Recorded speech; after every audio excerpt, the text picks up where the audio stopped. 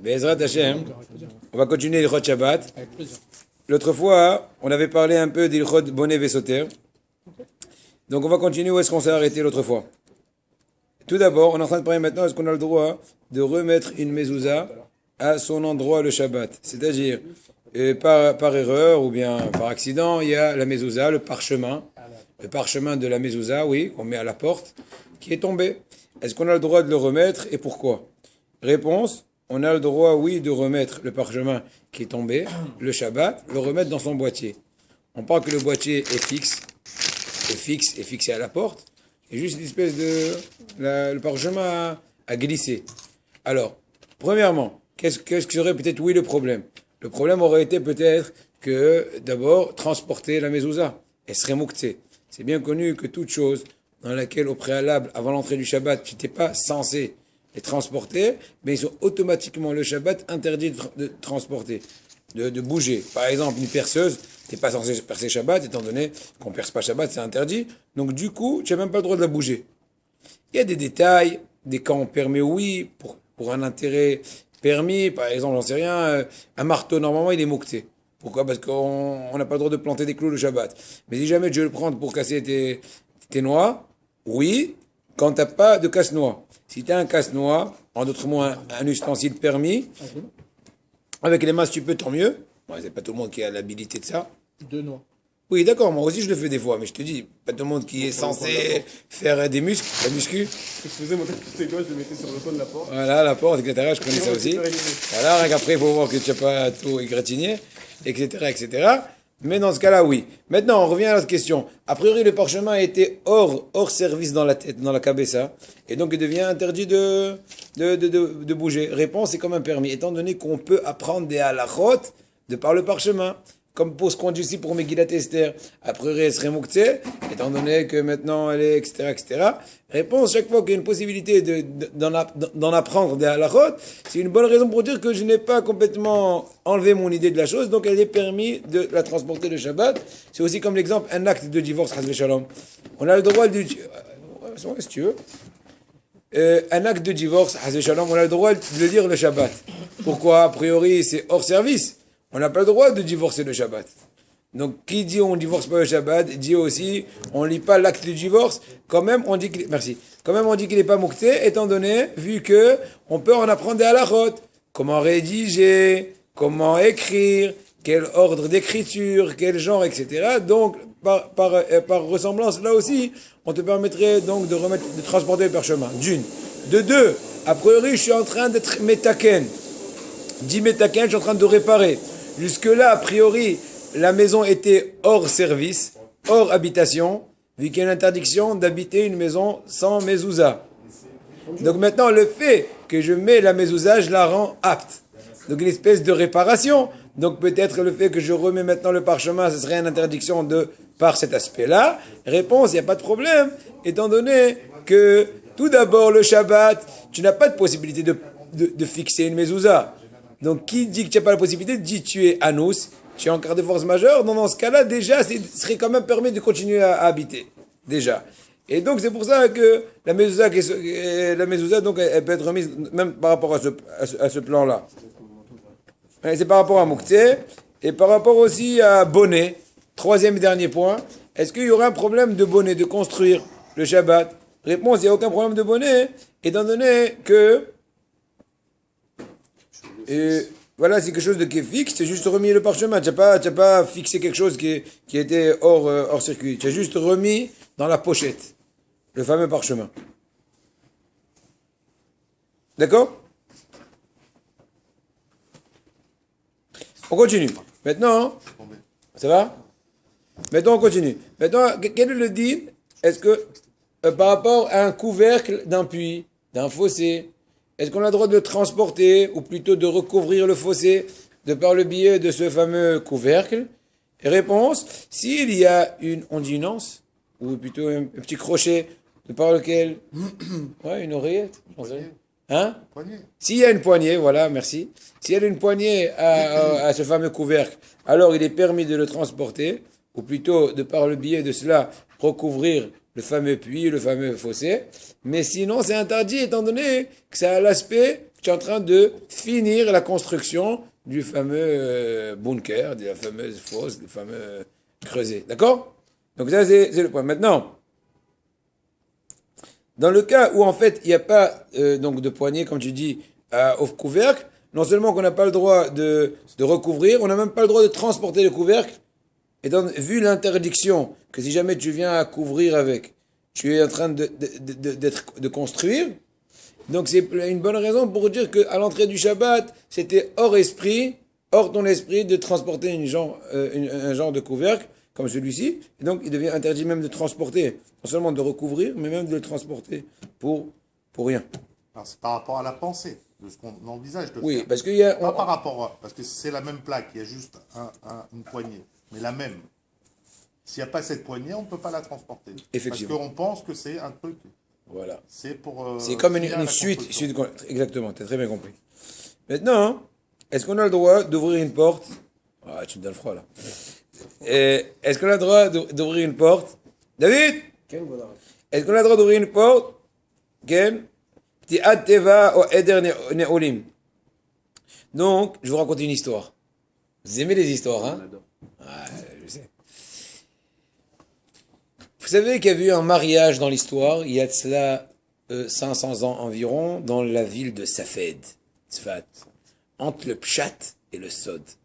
En d'autres mots, le fils de Rabbi Yosef Karo, le rédacteur en chef du Shulchan Aruch, et la fille du Harizal, Rabbi Yitzhak Luria Ashkenazi, sont mariés. Mazel Tov, ça fait 500 ans. Et voilà que le Shabbat Ratan, avant le Moussaf, Shabbat Ratan, hein, du Pshat et du Sod, il a envoyé le Harizal à un certain Shamash, un certain donc messager, appelez ça comme ce que vous voulez.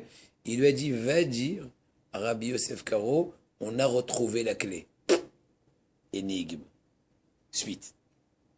Réponse. Il a dit qu'à la fin, il est revenu à Rabbi Yosef Karo après Alun Shabbat, pas avant. Et il a dit à Harizal, comment tu as su? Qu'est-ce qui s'est... Alors, ce qui s'est avéré tout d'abord, c'est que avant le Moussaf, il est venu un fameux Hachama, je lui ai dit, Rabbi Yosef Karo, Khalet, je dis quoi? On ne sait plus où est-ce qu'elle est la clé de la cuisine, la Hashouma, comment on va dresser les tables du Kiddush? Non, et Rabbi Yosef Karo, ça lui a pris un peu la tête.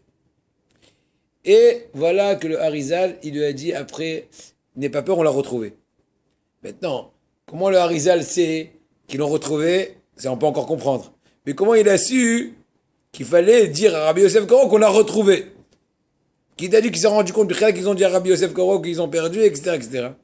Il lui a dit à Harizal tout simplement, j'ai vu que pendant Shaharit, il y avait une nuée de Shrina sur toi.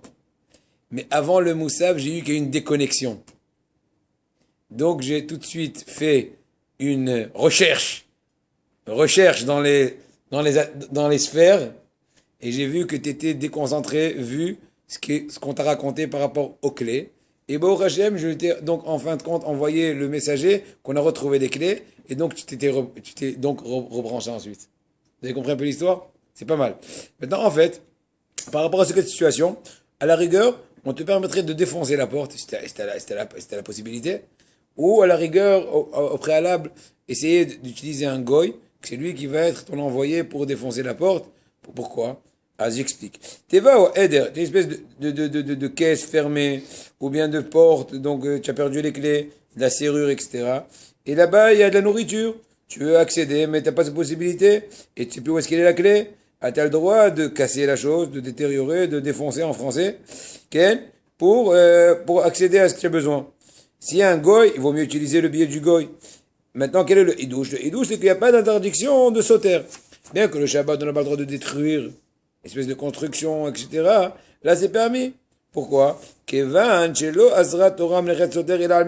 d'abord, l'interdiction typique de la Torah de détruire, c'est que quand c'est pour l'intérêt de quoi? De reconstruire. Or, déjà, dans ce cas-là, tu n'es pas en train de, on va dire, tu n'es pas en train de détériorer ou de défoncer la porte pour pouvoir qu'elle soit mieux.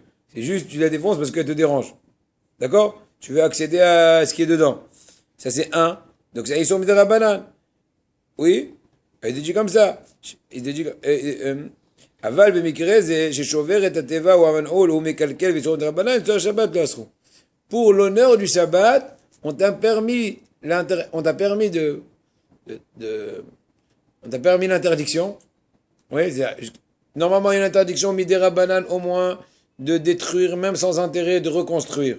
Mais quand c'est pour un intérêt du Shabbat, de manger, etc., on te permet donc d'enfreindre la permission de Hachamim, ou en d'autres mots, Hachamim n'ont pas interdit dans ce cas de figure. Quand bien même Hachamim ont fait une barrière et t'ont dit ne détruis pas même quand t'as pas l'intérêt de reconstruire, ils t'ont aussi dit que si, comment est-ce qu'on dirait-je, post strictum, je rajoute nota bene, je rajoute une espèce de remarque avec un astérisque, que quoi, sauf cas où donc intérêt du Shabbat. Quand chacun c'est par un goy, shvut des shvut comme mitzvah. Amira les goy c'est shvut, dire à un goy de faire pour ton intérêt un travail c'est au plus grave une interdiction midera banane. Et quand l'interdiction elle-même elle est que même si moi je l'aurais fait ça aurait été que midera banane et c'est pour l'intérêt pour une mitzvah etc c'est moutar. Ça s'appelle shvut di shvut bimkom mitzvah. Shvut ça veut dire une interdiction midera banane. Voilà. Maintenant une seconde. Est-ce que le Shabbat, on a le droit de faire, pour une fille, une natte? De faire la natte. Alors, réponse, interdit. Parce que ça ressemble à une construction. Aussi bien faire la natte ou défaire la natte, eh ben, c'est comme construire et détruire. C'est une interdiction midera banane, certes, mais en tout cas, c'est une interdiction. Maintenant, c'est interdit. Maintenant, est-ce qu'on a le droit de se faire de la crème ou des espèces de spray, etc., tout ce qui est gel, etc. Dans le gel en soi, c'est sûr que c'est interdit parce que déjà tu es maréa. Tu le lisses sur les cheveux, donc c'est sûr que c'est la gomina et tout ça, et hasra. Pento, la gomina. Hasra. C'est pour les cheveux hérissons. Ok? Oui, qu'est-ce que tu veux? Pour Cholé, chez Elbo Sakana, ça m'est arrivé Shabbat, le petit s'est brûlé, il a ouvert le mecham, il s'est brûlé la main. J'avais une sorte de biafine. Il est en train de pleurer. Est-ce que j'ai bien fait de lui avoir mis ou pas? Biafine, oui, la réponse, est-ce que ça s'est absorbé? C'est absorbé, mais. Sans mais, réponds. Alors, disons, je sais tout simplement pas de votre Je sais pas, ben, je vais te redemander, et après que tu vas te répondre, je vais te dire Non, parce que ça absorbe. Non, je crois que la biafine s'absorbe complètement. Ouais. Après, il y en a qui mettent des grosses couches. Donc, Ouais, il faut pas exagérer, mais si Non, une fille j'ai fait- mis une grosse couche. tu J'ai mis une étales, grosse ça couche. pénètre. Mais maintenant, à la limite, la question est. Donc, dans ce cas de figure, il faut être sûr que tu vas pas arriver à laisser une couche. Donc, l'idée, c'est déjà, si les choses comme la mitosine, tu connais la mitosine? Qui est fait à base de foie de poisson. Ouais, non, ça, c'est pas. Ça, c'est très gras, ça bougera jamais. Pas jamais, mais ça reste une espèce de couche rigide. Mais dans le cas de la biafine, si on parle de la biafine, il me semble qu'elle s'absorbe bien, mais à condition de faire action par étapes. Absorber, ajouter, toucher, couler, etc., etc. Il ne faut pas faire une tonne et après tu sais plus où la mettre. Tu dis viens mon chéri, la deuxième main quand même. Tu as aussi un peu chaud là. Tu comprends? Faut que je teste? Non. Donc on n'a pas le droit le Shabbat de mettre de la crème pour retenir les cheveux, aspect rigide, etc. Ou de mettre aussi de la... Comment ça s'appelle? Un lac. Truc balsam là. Lac. La lac Hazak. Il connaît tout. Kedé le Hazak, le Shamer, et Amidat, etc. D'accord? On n'a pas le droit donc de mettre tout ce qui est lac et tout ce qu'on veut. Pourquoi? Il te dit le rivage. Non, pourquoi? Parce que ça ressemble à bonnet, tout simplement. C'est tout. Ça ressemble à une espèce de construction. Parce que tu tiens rigide les cheveux, etc. Maintenant, on va parler Be'ezrat Hashem ou Vishuato, des halachot qui sont en rapport avec quand on veut. Non, tout va bien. Quand on veut, comment dirais-je, confectionner ou mettre en état une espèce de tenture ou de mechitza. C'est quoi mechitza? Une séparation. Quels sont les cas de figure où on permet ou pas? A priori, pourquoi ce serait interdit? Parce que quand tu fais une tenture, c'est une espèce de pseudo-construction. C'est vrai que la construction, à proprement dit, c'est briques, ciment et compagnie. Mais tenture, c'est aussi le même principe. Tu es en train de faire une habitation, un toit. Donc, maintenant. Voilà, on va rentrer maintenant dans les détails. Maintenant, de par ailleurs, quand on parle de tenture, ou tout ce qui peut ressembler, quand on dit tenture, c'est pas toujours spécifiquement les tentes vertes, ça peut être un drap, ça peut être une espèce de tapis, une espèce de tapis à la base qui est fait à base de jonc, ouais, etc., etc. Alors, il y a une très grande différenciation, et après, Be'ezrat Hashem, on va rentrer dans les détails, entre quand on fait la toiture, dit Ohel. Ohel, le mot littéral, c'est le mot Ohel, littéralement, c'est une espèce de tente. Mais on fait allusion ici à la toiture, celle qui est au-dessus de nos têtes. Ça, c'est un. De par ailleurs, il y a la Me'itza qui est la séparation, c'est plutôt les murs. D'accord? Maintenant, ça peut être un mur qui est une suite d'une tenture, ouais, d'un toit. Ça peut être un mur qui est pour séparation entre les hommes et les femmes. Ou entre, j'en sais rien. On va donner des cas de figure. Ça, c'est un. Deuxième paramètre qu'il faut mettre en évidence et savoir en fonction de cela comment serait la halakha, c'est quand, est-ce que c'est Ohel Keva, Ohel Arai? Est-ce que le but de ce Ohel, cette tenture, elle est à longue durée, ou bien c'est temporaire? D'accord? C'est ça, c'est un peu les détails qu'il faudra donc développer, Be'ezrat Hashem, et de cela rentrer dans les détails, par exemple, de la poussette. Est-ce qu'on a le droit d'ouvrir, donc le toit, comment ça s'appelle le toit en français? Le toit de la poussette. Ouais, vous avez compris. Voilà le parasol de la poussette, etc. Alors, réponse. On va commencer comme ça. Asur la'asot ohel arai. Dainu la'asot gag kede lagen ala mipene ama akshamim. C'est basé. Si j'ai un but de me protéger du soleil, de la pluie, et donc pour cet effet, je suis en train d'étendre d'une telle façon un toit, espèce de tenture, même si, attention, je mets en évidence, même s'il n'y a pas de mur. Imaginez-vous, vous avez mis 4 piquets, j'en sais rien, ou bien tu as attrapé avec des punaises dans les côtés. Bon, imaginez-vous plein de cas de figure. Eh ben, le simple fait que tu as mis, comment dirais-je, en place une toiture, c'est une bonne raison pour t'interdire, puisque ton intérêt, c'est un intérêt, entre guillemets, habitation, style contre le froid, contre la pluie, contre. Clair, à Botaï? Donc le Hidouche, c'est que même si c'est pas construit, mais le fait que ça te protège, c'est une bonne raison pour t'interdire. Continuons. La reine moutarde les froids bilon. Maintenant, de par ailleurs, si on fait qu'une séparation, sans toiture, séparation, espèce de mur, espèce de séparation, dans ce cas-là, il n'y a aucune interdiction de le faire. Encore une fois, je rajoute, j'ai oublié de dire, on parle que, dans tous ces cas-là, on parle quand c'est araï. C'est quoi araï? Quand c'est temporaire. Répétons, toit temporaire, tenture temporaire interdit. Quand le but de la tenture, c'est contre les trucs habitation, contre le soleil, etc. Mais quand c'est une séparation temporaire, il n'y a aucun problème. Pourquoi, Rabotaï? Parce que une séparation en soi, c'est aucun rapport avec l'aspect de construction.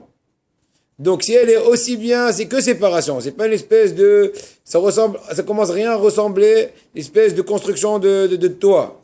Et deuxièmement, c'est temporaire. À un tel point, on va pas pousser l'interdiction. Vous avez compris l'idée, Rabotaï? On continue. Voilà, premier cas de figure. On a des fois un discours pour les hommes et les femmes, une réunion familiale, mais on veut, par mesure de pudeur, de discrétion, d'être plus à l'aise, etc. Je dis ça expressément pour être à l'aise, parce que selon la stricte loi, j'ai pas dit que je conseille, mais selon la stricte loi, on n'est pas obligé de mettre des séparations entre des hommes et des femmes. Ouais. Maintenant, j'ai pas dit que c'est bien de le faire. J'ai pas dit qu'au niveau... Attends, tu peux pas, finis ton café et viens. Non, j'ai dit, selon la stricte loi, tout de suite j'expliquais pourquoi. Selon la stricte loi, on n'a pas d'obligation de mettre une séparation entre les hommes et les femmes. J'ai pas dit que c'est bien de se mélanger. Attention, j'ai pas dit qu'on a le droit de s'asseoir ensemble dans la même table. À moins cas de famille, à moins, je rentre pas dans les détails. Mais de façon très générale, un truc public. Quand les femmes et les hommes, ils sont à droite et à gauche, comme ce qu'on dit. Ils sont pas mélangés. Est-ce qu'on a le droit de rajouter, est-ce qu'on a une obligation ilchatique de mettre une préparation? Non. C'est sûr que c'est conseillé, vous me demandez mon conseil, ou pas moi le mien, celui de Haramim, c'est sûr qu'il faut le mettre. Maintenant, venir à obliger, quand t'as pas la possibilité, ou quand techniquement ça fait du problème, non. C'est pour cette raison, d'ailleurs, que le Shabbat, quand on veut quand même, oui, mettre en place cette espèce de drap avec une espèce de fil déjà prêt, juste on fait un peu comme ça, on jette un peu le drap, etc., il n'y a aucun problème. Pourquoi? Bien que, maintenant j'explique un peu plus, bien que c'est interdit le Shabbat dans certains cas de figure de mettre en place une me'itza, une séparation qui aura un effet qui va te permettre ce qui est interdit jusqu'à maintenant. Il y a des cas de figure, par exemple, une personne a besoin de faire ses besoins. Oui. Et dans sa chambre, il y a des livres saints. Donc c'est interdit. Imaginons une personne malade, ou aussi l'exemple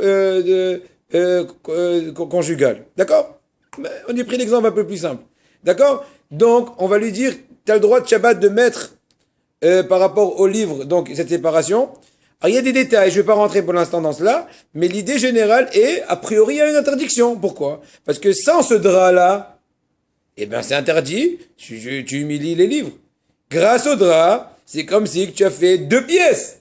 Donc là, bien que tu n'as pas fait de toit, tu n'as fait qu'une simple séparation, eh ben, c'est quand même interdit parce que l'effet et la conséquence de cette séparation, elle est constructive, entre guillemets, eh ben, Achamim s'appelle Me'itza Materet en hébreu. C'est quoi? C'est une séparation qui permet. Donc, cet aspect positif de permettre, il n'est pas moins constructif que l'aspect constructif de se mettre un toit sur la tête, même temporairement. C'est l'idée de la chose, donc c'est interdit. Et donc, vous comprenez pourquoi les poskim ont permis de mettre une me'itza entre les hommes et les femmes. Ça prouve en fait qu'il n'y a pas d'obligation ilchatique. Parce que si selon la stricte halakha, ça serait interdit de s'asseoir à droite et à gauche. Et donc, on va te permettre ça en mettant, le drap. Donc, ça devrait être interdit de mettre le drap Shabbat. Vous avez compris? Je répète. Si c'était interdit de s'asseoir les hommes à droite et les femmes à gauche, sans qu'il y ait une séparation, comment on permet de mettre, le drap pendant le Shabbat entre les deux côtés? Eh ben, ça prouve qu'au contraire, c'est permis selon la stricte loi. Et seulement si on veut quand même par mesure de chassidoute de le mettre, eh ben, on permet. Vous avez compris? Tachles, on peut mettre une mérite entre hommes et femmes Shabbat, c'est permis. Tachles. Par déduction, en fait. Ça voudrait dire que c'est pareil, ça voudrait dire par rapport à ce que vous dites quoi. Attention, sans planter rien. Tu plantes pas de clous. Voilà. Imagine-toi qu'il y a déjà des lacets, j'en sais rien, des fils et tout. Tu fais juste que tu travailles d'enfiler les choses ou tu ramènes, si des fois même avec truc à roulettes, c'est encore plus simple. Parce que c'est comme du préfabriqué, etc. C'est-à-dire que dans une synagogue, ça serait les mêmes lois. Vous savez, des fois, il y a des petites synagogues où ils vont Bet Knesset, c'est peut-être un peu plus compliqué parce que c'est qu'il y a un truc saint, c'est un lieu saint, c'est peut-être différent. Alors, quand je vois des gens qui mettent tel, parce qu'avec les roulettes, pour mettre la séparation, parce que c'est des petites synagogues, et on fait ça un petit peu yedani, ça serait là où il y a un problème de toucher à la séparation. Oui, mais tu parles, je sais pas, il faut réfléchir. Normalement, ça serait permis quand même. Et je sais pas, mais je pense que c'est permis, il faut vérifier. Qu'est-ce que tu demandes? Non, c'est voilà, on continue. Maintenant, il te dit, Imutzrar la asiyat zracha, ויש לו בעד ספרי קודש, או נר דלוק, מותר לפרוס וילון כנגד הספרים, והנר כי אין המחיצה באה אלא לצניעות בלבד. Là, il te dit que si une personne veut faire ses besoins, ou bien il y a une lumière qui le dérange, donc il veut mettre une me'itza pour ne pas déranger, on lui permet de, la mettre en évidence, étant donné que la me'itza, elle vient juste pour tsni'ot. Bon, il y a des détails dans ça, je ne vais pas rentrer. Oula, asur la asot me'itza materet, daïno me'itza ba'a l'atir ou l'archir d'avoir mesouya. L'exemple plus classique de Me'itza Materet, de paroi, Me'itza c'est paroi, ou de séparation. Ouais, le mot de réduction de la de Me'itza c'est une séparation, la Hatzot. Oui, Kegon, Imayu, le Souka, Shtetvanot. C'est bien connu que selon la stricte loi, la Souka, il faut qu'elle soit telle qu'il y ait au moins 2 murs et un troisième tefar, une poignée 8 cm. S'il y a un début de moins de cela au niveau paroi, au niveau des Me'itzot, la Souka elle est pas kshera. Maintenant, imagine-toi que le Shabbat de Sukkot, tu t'es rendu compte qu'en fait, il te manque le début de la 3e paroi de la Souka. Et tu veux faire une espèce de jongler, espèce de mettre en place, espèce de pseudo 3e mur avec des draps, tu t'amuses avec un peu du drap et tout. Interdit. Pourquoi ça s'appelle Me'itza Materet? Étant donné que avant que tu me suis? Étant donné qu'avant que tu aies mis le drap, c'était interdit de manger du pain dans ce genre de construction, dans ce genre de lieu. Parce que ça s'appelle pas souka, ça s'appelle j'en sais rien. Ça s'appelle ta cabane. Donc toute méritza qui rend caché à quelque chose qui n'est pas caché. Voilà, elle est interdite. Et le hidouche, c'est, même si elle est haraï, Même si elle est temporaire. Si c'est une meïtza que tu fais de façon kvoa, de façon pour longue durée, c'est sûr que c'est interdit. Le fait que c'est longue durée, Achamim gazrou à tout meïtza kvoa. À tout binyan, à tout meïtza shel binyan. Oui? C'est sûr que de faire un mur, ou de faire même un étage d'un mur avec les briques et tout, c'est interdit de la Torah. Ah, c'est pas du tout, mais c'est une partie de la construction. Donc maintenant, à quel point on va être gozer, on va faire une xéra de haramim sur un, mais il sait que si elle a au moins l'importance de matériel, oui. Sauf que ça serait pas interdit de manger du pain dans une fausse souka. Ça serait pas une mitzvah, mais ce serait pas interdit, ou alors j'ai mal compris. Non, j'explique. Tu serais pas... Puisque s'il n'y avait pas ce drap-là dans ce cas de figure, le fait que tu manges ton pain là-bas, c'est comme si que tu manges à la maison. Et grâce à l'action que tu as fait le troisième mur, entre guillemets, de part de, tu vas, oui, transformer. Donc tu vas la rendre apte à être, oui, kaban de la Torah. Il pratique. Sauf que moi, si je vous avais bien Donc tu as construit, entre guillemets. Tu as fait une action constructive, permitative. Moi, si je vous avais compris, c'était autorisé à partir du moment où il n'y avait pas de... À partir du moment où il n'y a pas de issur de l'autre côté, comme pour la séparation. Non, j'ai compris, et donc, je corrige pas, mais plutôt j'explique plus. Je ne vais pas corriger, j'explique plus, tout aspect constructif au niveau de pratique. Il y avait une espèce de situation neutre, plutôt problématique, okay. plutôt interdite, plutôt, il y avait un manque, un certain manque pratique, et maintenant, de par ton action, tu as comblé ce manque, c'est interdit de le combler le Shabbat de telle façon, de par le biais de cette construction. Mitzvah, donc ça voudrait dire que les Shem Oui, Mitzvah, peu importe. faire au niveau de la Torah. On ne permet pas. Et ça va contrôler ce qu'on a dit pour les mezuzot, les Shem Mitzvah, on pourrait la toucher parce que là, c'est pour une mitzvah. Vous comprenez, je sais pas, ça me paraît un petit peu... Non, aucun rapport. Là-bas, on a parlé du moukté. On a parlé du moukté. On a parlé quand le parchemin est tombé. Parce que la mitzad bonnet, l'interdiction de construire quand tu remets le parchemin dans le boîtier, il est tombé Shabbat le parchemin, il n'y a pas de problème de bonnet parce que c'est l'essentiel de la mezouza qui est le boîtier, qui est l'aspect, on va dire, de construction, et ben il n'a pas bougé. Tu fais que remplir le lieu du parchemin. D'accord? C'est aucun rapport, ok? En fait, le problème, c'est de transformer l'état. Exact. Pas cachère, tu le rends cachère. En amont. La mezouza, même si elle a perdu son claf, elle reste cachère. De quoi? La mezouza, même si le claf il tombe. C'est plus mezuzah. Si. Non. Ça reste cachère. Elle reste la même, elle n'est pas dans la bonne place. Il n'y a pas de issou. Oui, d'accord. Ok. C'est pas parce que maintenant elle joue pas le rôle de permettre l'habitation qu'elle devient psoula jusqu'à nouvel escient. Très bien. Tosefat Omeitza, Ohel Gag, je lis un peu le texte avant.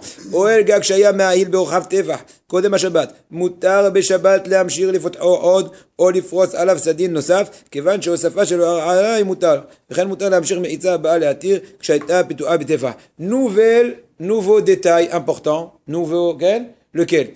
Quand bien même, on a interdit tout à l'heure, soit d'un côté, qu'en étant un toit, même temporaire, ou bien à la rigueur, quand on fait une espèce de séparation, même temporaire, quand en tout cas le but de la séparation est constructif au niveau de pratique, malgré ces deux cas de figure qui sont interdits, il y a des cas où on te permet de, oui, faire ce fameux toit ou cette fameuse séparation, dans le cas où il y aurait déjà un commencement au préalable. En d'autres mots, s'il y avait un début de toit avant le Shabbat d'un tefah dit de 8 cm, ou à l'inverse de cette fameuse mechitza donc qui va permettre une chose. Elle était déjà commencée de 8 cm d'un tefah. Le Shabbat s'appelle Tosefet Ohel Harai. À ce point-là, on t'a pas interdit. Étant donné que Minatora, ce n'est que Harai. Minatora, même le toit à la rigueur, puisqu'il est temporaire, Minatora il est permis. Hachamim ont quand même interdit de peur que tu viennes à t'emballer, on va appeler ça comme ça, à faire une véritable construction. Mais quand bien même Hachamim ils t'ont fait une espèce de prévention, ils t'ont quand même permis quand ça ressemble pas vraiment au cas typique, à savoir que tu ne fais qu'un rajout. Donc c'est comme si tu construis pas à zéro. C'est comme si tu es en train de mettre comment dirais-je, une couverture sur un toit déjà construit. L'idée poussée. D'accord? Une seconde. Et donc, vous comprenez très bien l'idée. Il y a encore des cas de figure, vas-y. Non, pour la poussette, justement. Choya. Tu as remarqué que tu as déjà compris tout. Tu as compris le secret. Mais, maintenant, t'es va pas toi. Maintenant, il faut un nouveau détail dans ce point-là. Lequel? Que le fameux pétard... C'est bon? le fameux Tefa, le fameux 8 cm qui était un début de construction, il faut que ça soit mis à part l'épaisseur, la largeur du rouleau. Imagine-toi, tu as une bâche sur un lieu vraiment nu.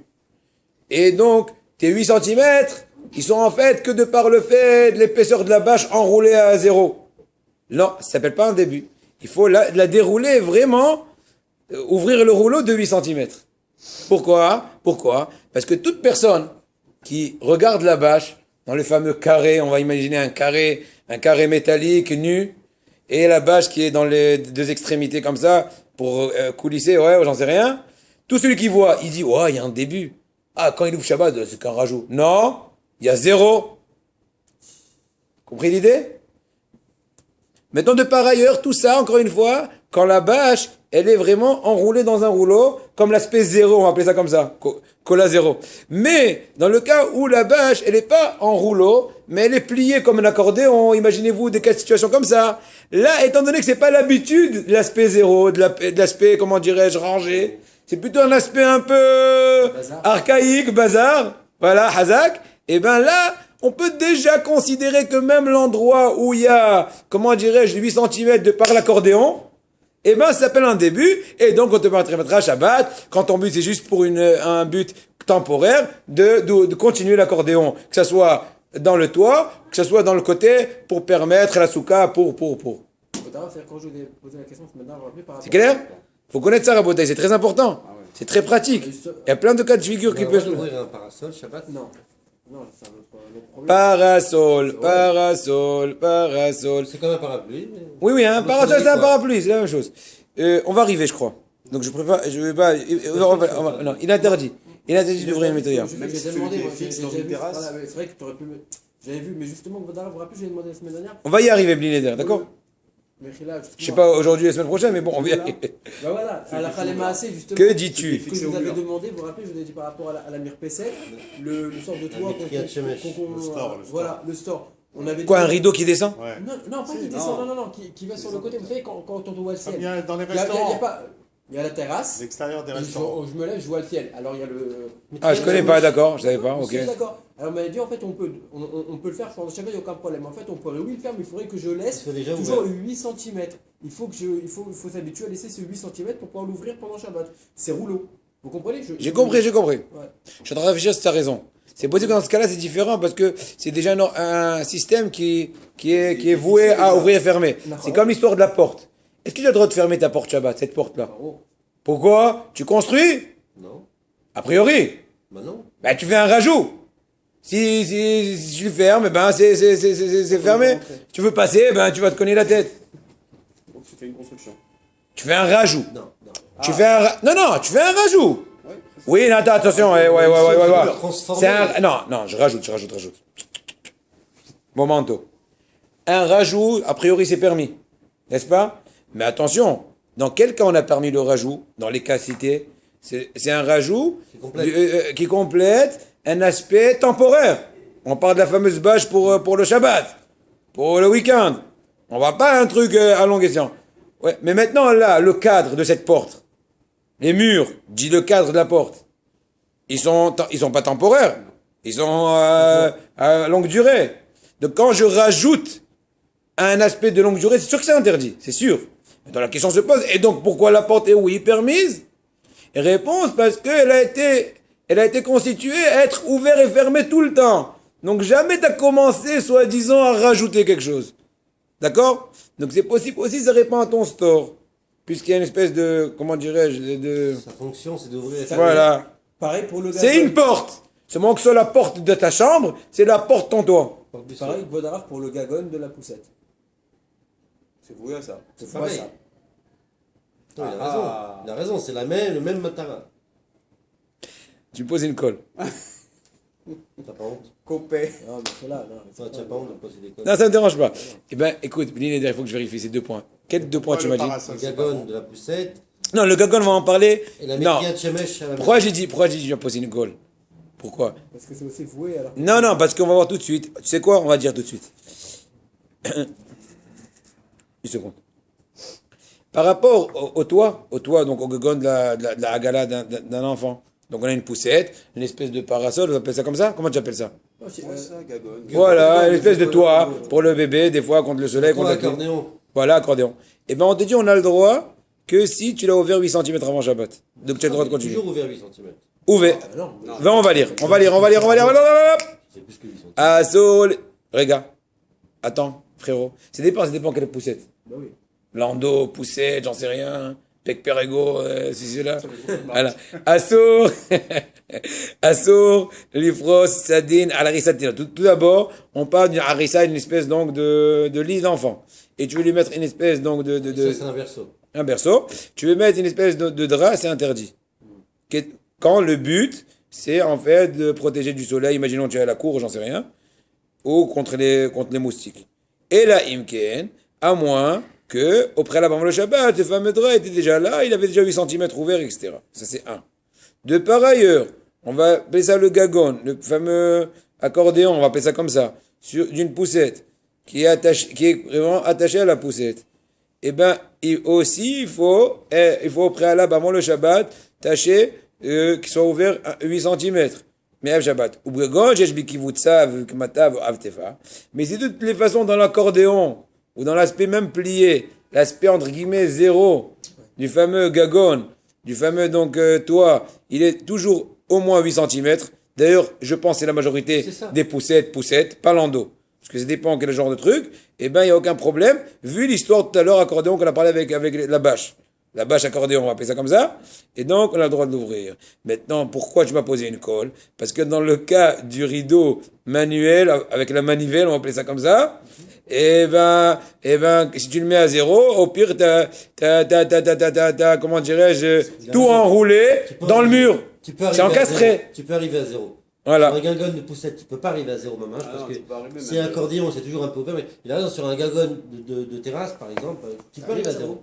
Maman, ça go. À part si Et- le higoul Ça compte- avec la bâche Ça en compte elle-même, pas, il ça a dit. compte. Non, Non. il a dit Ça compte pas. Non, Alors, ça compte l'oise, pas. là, ok. D'autant plus que je te rajoute entre nous, il est encastré des fois dans le mur. Tu le vois même pas, n'est-ce non, pas? Des fois, c'est un, non, des fois, c'est un bloc. Non, des fois, il a raison. Des fois, c'est un Donc bloc. c'est à vérifier. Bon, Hachem, on est là pour apprendre. Pour le moment, il vaut mieux laisser 8 cm quand on sort des codes. Non, je vais essayer de vérifier. Il me semble que c'est permis quand même, mais bon, je vais pas te dire de bêtises. Aïe, aïe, aïe, aïe, aïe, aïe, aïe. So, l'idée est passée. On continue. Ofen, on fait encore une petite halakha et après je vous libère. Ofen était rasiat gagou Shabbat. Maintenant, une ruse. Sahtek. Tu vois que même dans l'halakha, il y a des ruses. Pas que dans le business. Ah ça? Quoi? Laquelle? Aïe, aïe, aïe, aïe, aïe. Non, une ruse permise. Aïe, aïe, aïe, aïe, aïe, aïe. Quoi? Tu veux, imaginons, allez, on prend un exemple. Il dit pas l'exemple, mais peu importe. J'ai le bébé, je suis le Shabbat dans ma cour, et il y a le soleil qui frappe, et il est dans un fameux berceau, et je vais lui mettre un drap au-dessus des parois du berceau, et donc je suis dans un problème. Que faire? Tu dis, tu sais, quoi? Tu vas prendre 3 lacets. Tu as 3 lacets, par exemple? Exemple lacet. Allez. Tu vas mettre un premier lacet, un deuxième et un troisième. Mais, tu t'imagines ce que je veux dire? Je vois pas la chute. Tu peux pas savoir. C'est tout, c'est de la combine. Tu mets un premier lacet, un deuxième, un troisième. Quand la séparation entre un lacet et l'autre, elle est moins de 24 cm. Maintenant, j'explique. Il y a une halakha Moshe Sinaï, au-dessus du rationnel. C'est une espèce de, comment dirais-je, on a reçu ça du mont Sinaï. Lavoud, Ken? Oui, lavoud. Lavoud, ça veut dire en hébreu, attaché, collé. Chaque fois qu'il y a une séparation entre un fil et un autre de moins de 3 tfa'im, dit de moins de 24 cm, au niveau hydratique, à la Moshe Sinaï, c'est comme si il y a une continuité de matériel. Imagine-toi, c'est comme si tu as créé 28 lacets. C'est ça pour l'idée. D'accord? Ça, c'est un. De par ailleurs, donc quand j'ai mis 3 lacets, j'ai fait, imaginons, une séparation de 20 et 20, j'ai 40. Donc, c'est un début. J'ai fait en sorte de faire un début de façon permise, et maintenant je peux mettre au-dessus le drap, puisque je ne fais qu'un rajout. On a dit au préalable que si avant Shabbat il y avait déjà un début de même 8 cm, c'est suffisant, hein, de 8 cm. Vous me suivez? Non, moi non. Je répète. Quand il y a un début avant le Shabbat de 8 cm déjà ouvert du drap, n'est-ce pas? T'as le droit de le continuer de façon temporaire? Oui. Maintenant, quand t'as pas de début, a priori, t'es dans un problème. Réponse, je peux te donner un conseil. Lequel? Mets 2 lacets. Lacets, c'est pour dire lacets. Tu peux mettre aussi des bandes de papier cadeau, j'en sais rien. Ouais. Pour créer une situation, ouais, dans la largeur du berceau. Tu les épares moins de 24. Donc t'as une espèce de début de 23. C'est beaucoup plus que 8 même à la rigueur, n'est-ce pas? Or, je l'ai dit que pratiquement la voûte, au niveau électrique, quand il y a une séparation entre deux fils de moins de 24, c'est comme si tout était plein. La Khamashemissé, ne pose pas de question. Maintenant, après que c'est plein, c'est comme si tu as engendré un début. Mais tu l'as engendré de façon moutarique. Et donc maintenant, s'il y a un début, j'ai le droit de faire un rajout? Oui, eh ben rajoute. En d'autres mots, étends ton drap. Vous avez compris? Ça marche avec tout ça? Ah ouais, c'est simple. C'est moi qui ai pas. Non, t'es très bien, toi. Le problème, c'est que moi, t'expliques mal. Non, il a compris. C'est moi qui ai Ça marche avec tout, Nahon? J'essaie de m'imaginer ça comme arabe sur un gagon. J'essaie d'imaginer ça. Il sur un Souka, gagon. il est à fond, ça. 10 000 fois, on dit ça avec Souka, c'est la même chose. C'est ça qu'il y a les fils là? Elle éveille. Oui, il y en a qui font des fils pour ça. Il y a 3 Ben oui, Faudra vous bien couper. sûr. une séparation. Ben oui, c'est pour ça qu'ils font ça. 3 de Fahim. Parce que c'est comme un début et après le reste, c'est la voûte. Alors, Ah oui. voilà, vous pouvez me donner l'image avec dans ce cas-là le gagon. On Je imagine. t'ai dit, les Gevshem. Non, mais- Et t'as pigé? T'as un berceau? Ouais. Ok. Carré, profond, super? Ouais, ouais. Super. Ouais. Tu mets un premier lacet au bout du berceau? Ouais, je mets un premier. Ou même sans, à la rigueur, on peut considérer la paroi. La paroi, si elle est lance. Peu importe, mets un lacet. Je mets un lacet. Au début de la longueur du berceau. Mets un deuxième lacet à 20 cm. Ouais. Combien tu veux? 18? Pas plus de 24. C'est ce que je veux. Mets à 18. Ok. mets à 18. Maintenant, il pratiquement ne pose pas de questions. Halakha, les Moshe Misinaï. À partir du C'est deuxième que- lacet. Oui, il faut une situation d'intervalle. Quand tu fais un intervalle, c'est entre un et l'autre. Je peux faire un intervalle avec de l'air.